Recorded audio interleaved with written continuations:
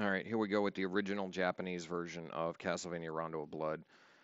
Now, this game only came out in Japan, and so the spoken languages are Japanese and German, so I'll translate it very crudely and with my own flavor. In der guten alten Zeit lebten die Menschen noch ruhig und in Frieden. Niemand glaubte, dass es in Zukunft zu einer Bedrohung kommen würde. The townspeople were sad, upset, and powerless and didn't know what to do. So they decided to have a satanic ritual to try to restore their power. Auf der Schattenseite des Friedens und des Wachstums gab und gibt es aber auch immer das Böse. Die Menschen beginnen, das Wachstum abzulehnen und bezeichnen den Frieden als Degeneration. This satanic ritual involved virgin sacrifice. Wir haben uns hier versammelt, um die Mächte der Finsternis mit unserem verfluchten Blut zu rufen. Wir wollen, dass sie die Welt regieren. Wir erwarten lächelnd den Niedergang der Welt. They were tricked, and instead of restoring their power, they inadvertently gave flesh to what they call Satan. And Dracula was reborn. Nach 100 Jahren ist der Böse wieder auferstanden. Er kann sich in eine Fledermaus, einen Wolf und Nebel verwandeln. Er liebt die Nacht. Dracula can transform from a bat to the fog or to a wolf, and he feeds on the flesh of humans. Der Herr des Bösen, Graf Dracula, ist auferstanden. His name is Dracula, and he controls Castlevania. Now, like I said, this is the original Japanese version, and it came out in 1993 for the PC Engine CD, or in North America, that's called the TurboGrafx 16 and the Turbo Duo. Now, since this is a CD-based game, it could do things that the cartridge version couldn't. The North American cartridge release, being called Dracula X, is pretty much just a hacked-up version of Rondo of Blood. So it doesn't have the anime cutscenes, and I think there's a bunch of other stuff that's missing. On a side note, I really like this user interface here, the Zelda-style 3-file system that you can name. This is basically just Richter discovering that Dracula's been resurrected again, and he's going out to fucking handle business.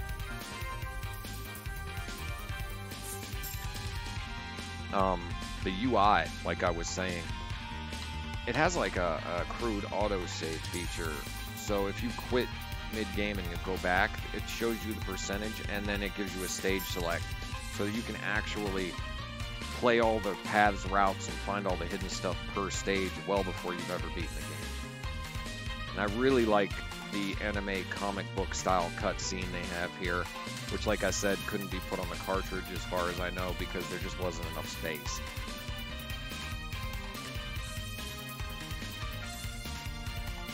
I do like it though. It gives a little something to the beginning of the game, especially that right there. I like that scene.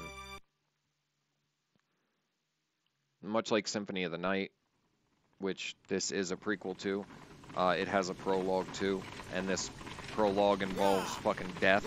Not fucking death, but you know what the hell I mean.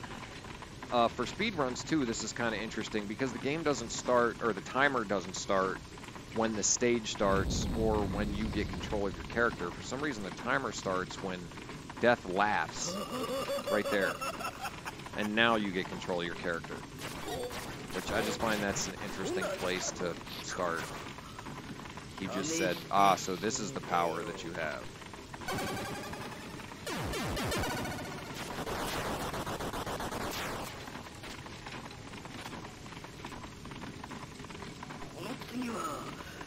And then he said, things are not going to get any easier from here.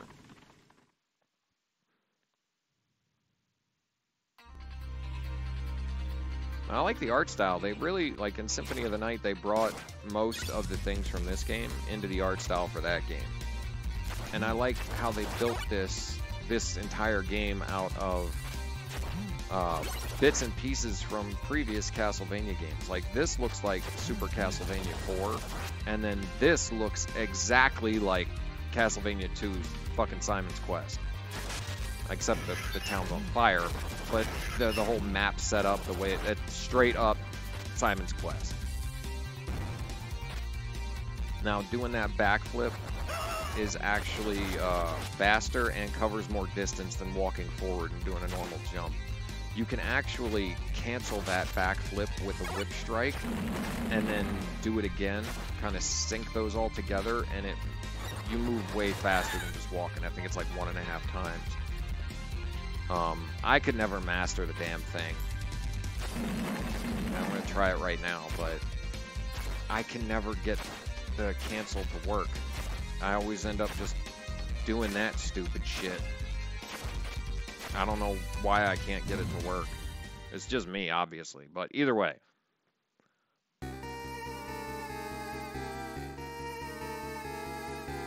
Now, that was a fairly decent sized skip, because if you notice, when I broke that initial wall, there was a door on the other side. And I could have went that way, but I went this way instead, which actually skips a section of the stage. And I think takes you to a different boss. I think. I don't remember for sure. It all kind of blurs together after a minute. But either way, there's also, for speedrunning, there's also a little trick you can do to save a few seconds after each boss fight. And that is intentionally take hits during the boss fight to get your life as low as possible, so you have as close to no life left at all when the boss fight ends. When you get to the stage completion screen, it takes less time because you have less life, so it doesn't take as long to calculate your point total. And that'll save you like a second or two on a speed run. It doesn't sound like much, but for a speed run, a second or two is a big deal, especially when your overall time is only like a half an hour instead of like 2 hours, you know? And I'm hoping to get a sub 25-minute time on this run. The world record is 20 minutes and 57 seconds, if I'm not mistaken. So if I get 25 minutes, in my view, I've done damn good. Now on this stage, you can actually do the backflip cancel trick the whole way through if you get the initial placement right. It's hard as fuck, but you can do it. And those little skeleton dudes right there with the sword, I always find it funny. When they swing on you, it makes a lightsaber sound effect. You hear that right there? That's a lightsaber sound effect. I don't give a shit. Now, right here is the first really big skip.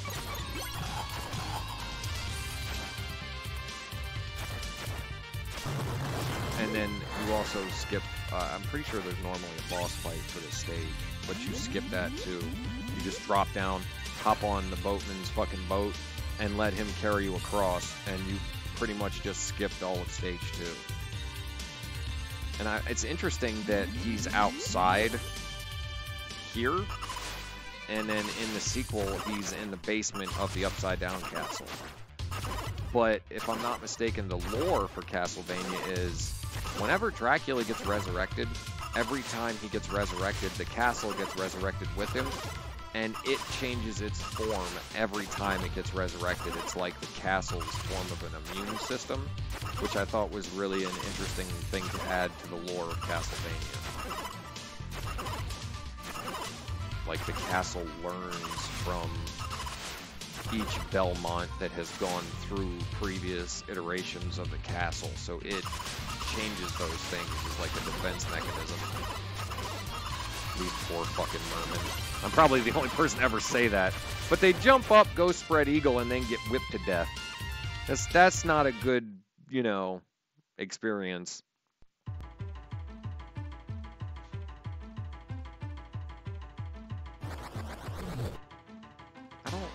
No, the mud people, those mud people are in Symphony of the Night. For a minute, I didn't think they were, but I'm pretty sure every single normal enemy in this game is in Symphony of the Night. Now, this little mini-boss you can take out in one hit, only if you have the axe. just like that, but you can only do it with the axe because of the way the axe has that arc.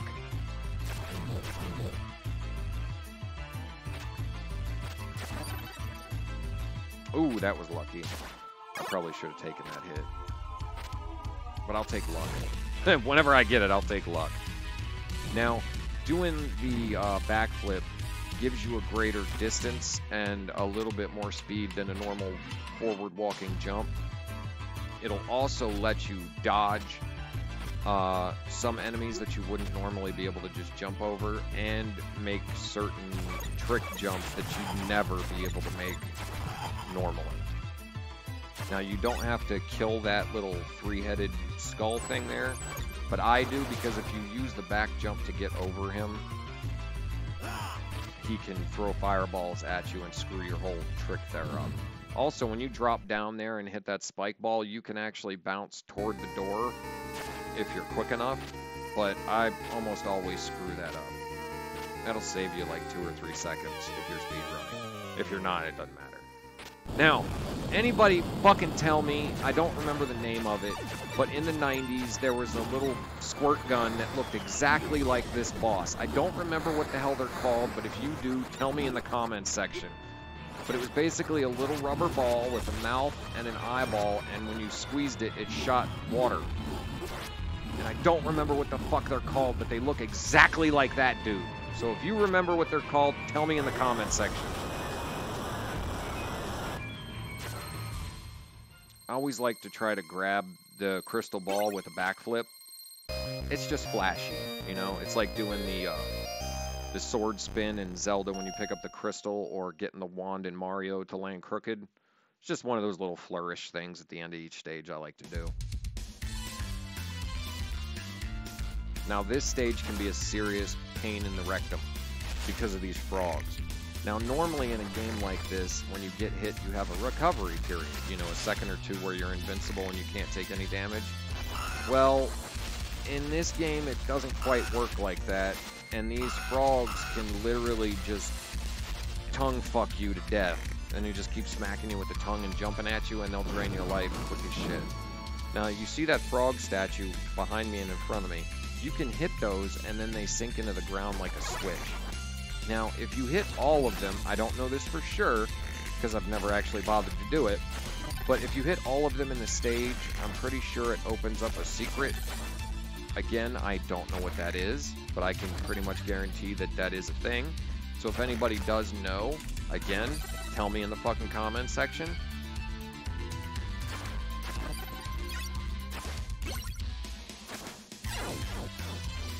There was no need for me to pick that up, but it's one of those habits, you know what I'm saying? Now, this part of the stage, you can only get through and not get hit at all if you do this backflip in quick succession. Just walking and jumping, you don't move quick enough to not get hit. Also, I find it funny that you'll see this little skeleton's head and one of his arms pop out from behind the tree like a little undead pervert. I wonder what he's doing behind that tree. Actually, you know what? I don't wonder what he's doing behind that tree. I know what he's doing.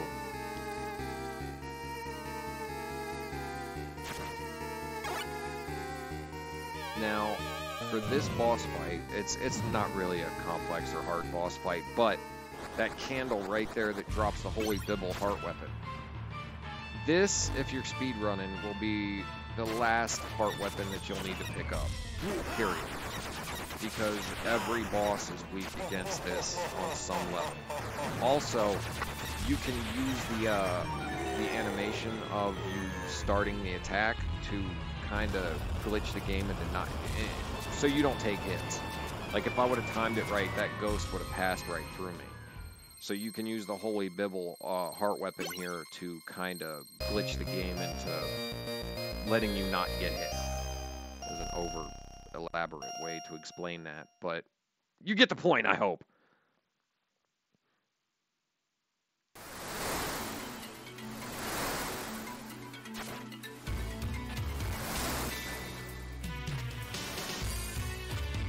Yeah, see, you can't just, if I'm not mistaken, you can't just jump over those guys. It has to be the backflip. Because of the way when they swing to hit with that little flail there, a normal jump just doesn't make it far enough over. Ooh, that dude really wanted a piece of me. He didn't make it, but he was trying. Now, you don't need to kill that guy, but I'm gonna because he shot at me, and, well, I just can't abide that. Much like this guy. Now, this little mini-boss, just inch in so that the boss fight starts, but don't cross the halfway point in the screen, then do a backflip and jump and attack. You can only hurt him with your whip. And then if you go like to a certain point in the screen, he'll just sit up at the top of the screen where you can't hit him, and it'll take forever to get past that section. It is a pain in the ass. Also, this mini-boss, don't go anywhere near her. Always keep this bitch's fucking portrait at arm's length, because if she actually hits you, she sucks you into the painting, and it just fucking kills you. It's another reason why you... Was that my Discord alert? Eh, whatever. It's another reason why you want to use the Holy Bibelheart weapon, because it has a big-ass range of attack. It helps keep certain things away from you, and the smaller things, it just takes out. Also, I think this, in my opinion, those flea riders, the little flea men on those fucking birds, are the most annoying enemy in the game. When they show up, just kill it. Because if you get more than one of those little fuckers on the screen, they will just gangbang you to death.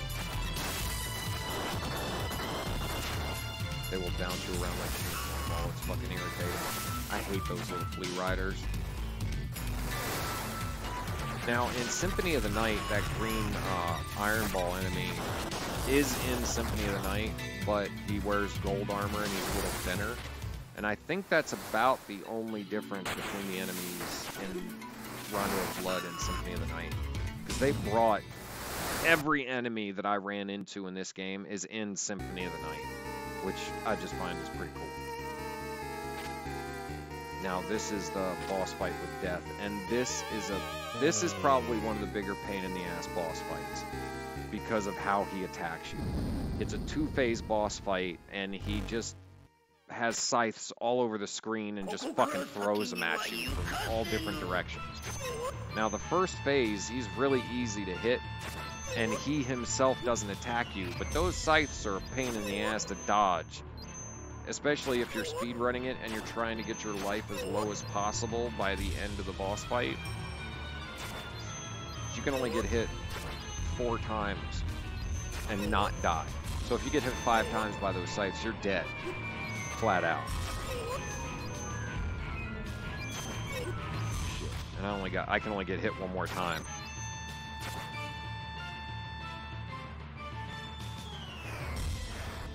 See, now after he does this, he turns into Death the Ninja, which I think is actually a pretty cool version of Death. But he has 2 attacks that probably just kill you flat out when he hits you with them. They always killed me. I'm not sure if it's because it's full bar or I just never had enough life to deal with it, but that's that strike right there and then that strike right there. And I should have died right there, but luckily he took his last hit just before he would have hit me.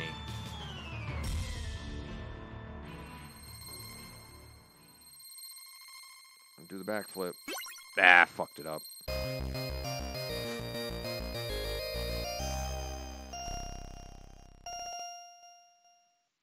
This game, the continues in this game, they call it credits.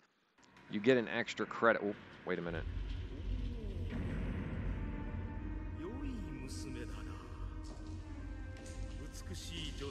Hey, you're fucking gorgeous. I bet you if I suck the blood out of you, it'll make me feel young and powerful again. She's like, stay away from me, you savage beast. So why am I a savage beast? Come on now.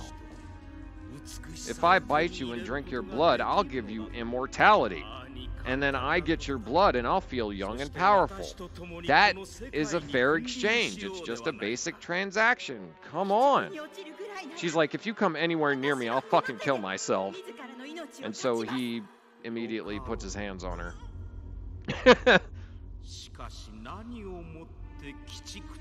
He's like, come on, baby.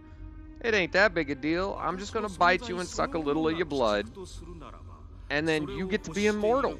What's not to like about this? And why do you call me a savage? I think I'm pretty fucking awesome.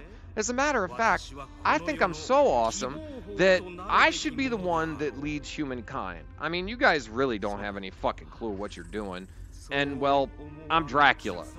So, how about you think this over? Yo, boss, these motherfuckers is breaking into your castle. You might want to handle business. Alright, baby.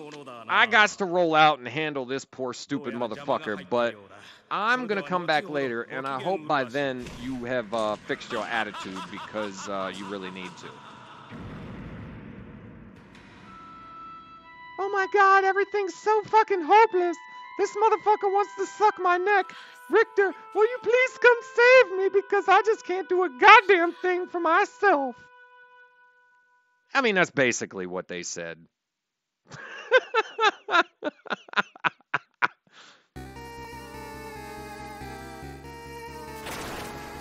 Now, since you've killed Death, this stage isn't much of a stage. It's pretty much just a nice hallway that leads up to a 5-phase boss fight. Now, if you know how to handle it, it's really not, there's no randomness to it like there was with Death's Sight, but you have to fight Shaft in his bat form, Medusa, the Mummy, Frankenstein, and then Shaft again.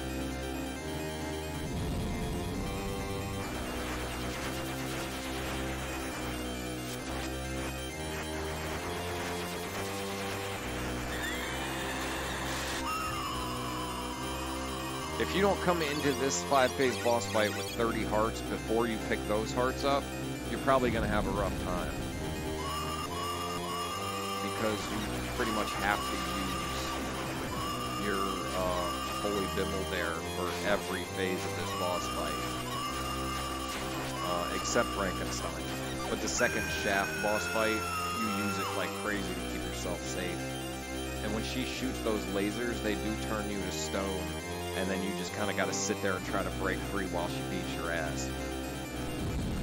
The Mummy is probably the biggest pain in the ass because he summons these weird stairs and then throws like 100 wrappings at you. You got to use the Holy Bible there to get rid of the wrappings so that you can kill him. The only plus thing is he drops some wall chicken for you to eat. I mean, I didn't need it, but you might.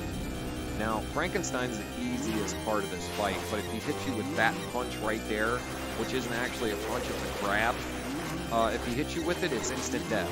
He will grab you and then just fucking snap you and kill you.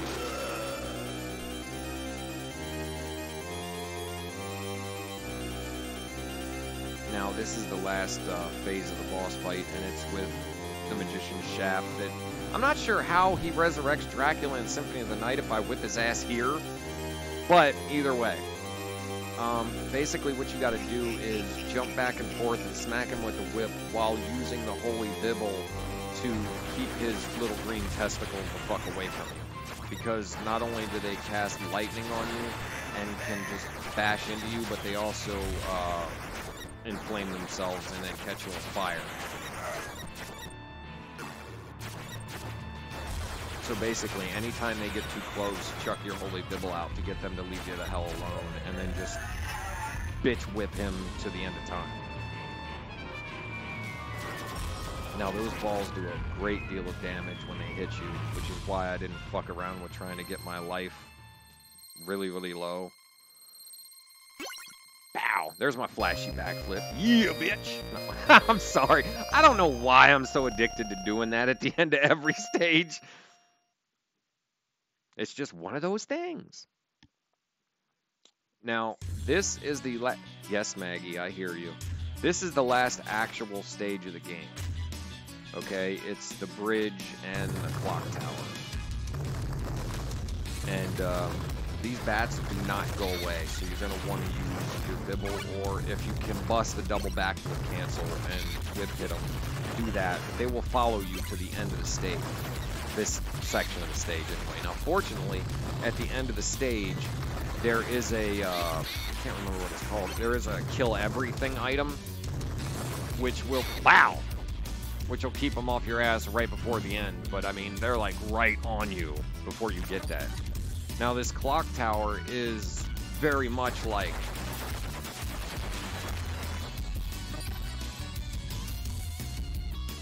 the clock tower in Symphony of the Night. It doesn't quite have as much going on, but it does have the harpies. And unlike Symphony of the Night, these harpies will grab you and fucking continuously hit you, and you can't do shit about it. So keep them bitches at arm's length. Or better yet, just ignore them and fucking roll on. Now, if you can do the double backflip whip cancel jump, you can get up this last section of the clock tower in like 7 seconds, and it looks really cool. And you don't have to worry about jumping on these fucking gears, which is a pain in the ass because you constantly have to walk in the opposite direction that they turn. And if you fall off the one I'm standing on right now, it will just push you the whole way down to the bottom. Now this section is the biggest pain in the butt of this stage because past this first guy, I have not figured out how to dodge the rest of them, and they do a fucking butt ton of damage. These are the Vandal swords from Symphony of the Night. 2 hits and you lose half your life bar. And when you pass them, they don't just leave you the fuck alone. So it's probably best, unless you're a master, to just fucking kill them. Now this trick jump is not easy to do. Even though it looked really easy, it's not. You have to stand specifically on like the sixth step and then jump with a very specifically timed backflip jump. It's a pain in the butt. It took me like a half day of practice and just to be able to make that jump.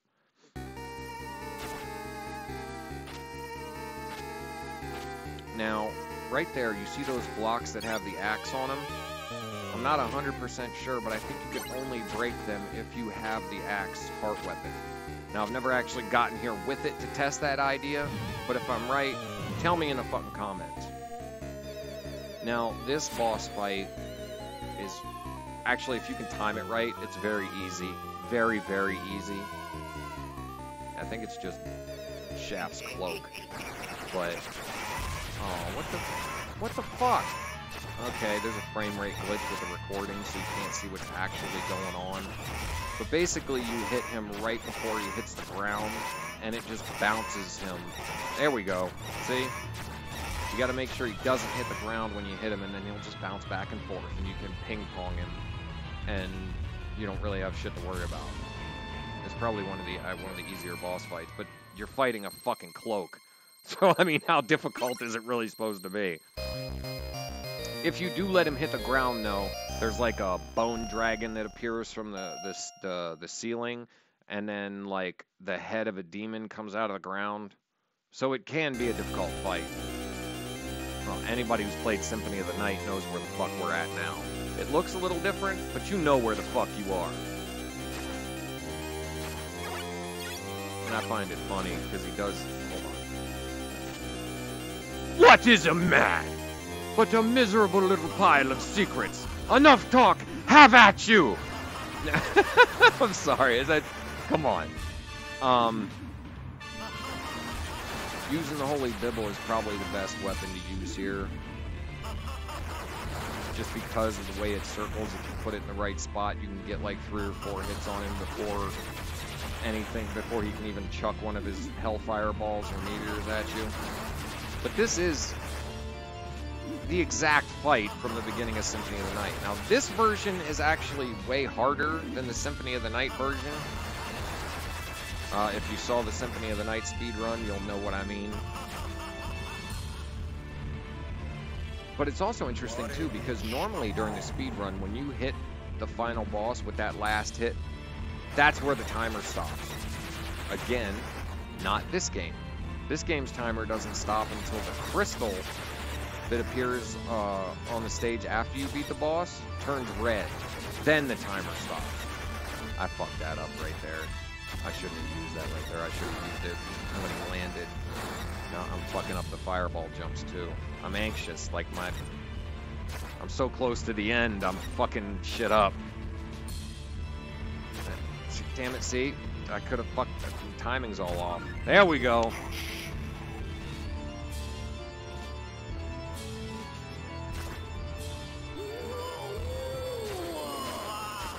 And stop. Well, sub 26. I wanted sub 25. I got sub 26. I think it's still pretty good.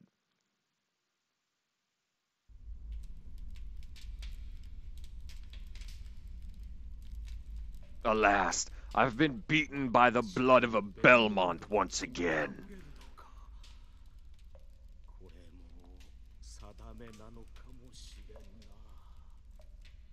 And he literally said right there what he said in Symphony of the Night, where he says, "It was not by my hand that I was once again given flesh."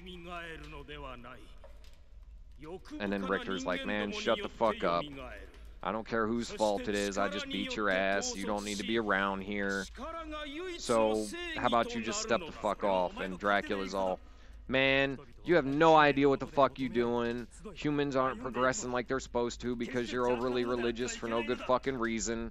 Again, you should let me lead humanity, but you're not gonna.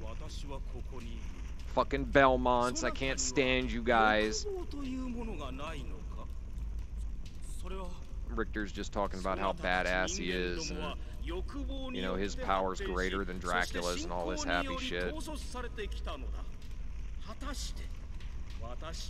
Dracula's like, you might have like beat me now, but I'm not actually gonna leave. I'm not actually gone.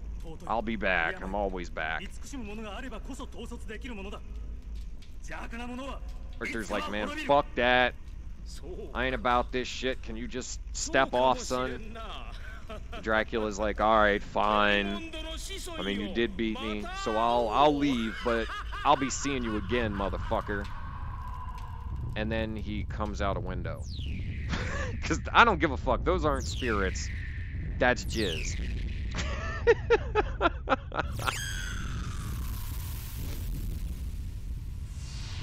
Now, maybe I missed something between Rondo of Blood and Symphony of the Night, but Richter leaves. See, he's not in the castle, and now he's leaving. So when did he go back to the castle for Shaft to possess him, for him to end up being the master of the non-inverted castle? I mean, did I miss something? Am I forgetting something? Somebody tell me again. Put it in the comments if you know the answer to that question. But either way, there's the there's my sub 26 speedrun of Rondo of Blood. Now, this game kicks ass. Like I said, all the hidden stuff, the hidden mini bosses, hidden paths, stuff I didn't even get to fucking unlock or find. It's a badass game, and when you compare it to Dracula X, Dracula X is just a hacked up version of Rondo of Blood. So if you get a chance, play this version. Either the PS5 or the Switch version, because I'm sure playing this version for the PC Engine CD is not going to be easy for anybody nowadays unless you can emulate it. And I had to emulate it through the Retroarch with the PC Engine emulator, so it wasn't fucking easy. But it's a damn good game. I like the happy ending ride off on the horse into the sunset thing, but I'd really like to know how Richter got hypnotized and turned into the master of the castle in the sequel. Either way, there's my speedrun. Matt, I hope you're happy, buddy. It's not Dracula X, but it's Rondo of Blood, which in my opinion is even better because it has cutscenes and shit. So I hope everybody enjoyed that. Thanks for watching. Play it yourself.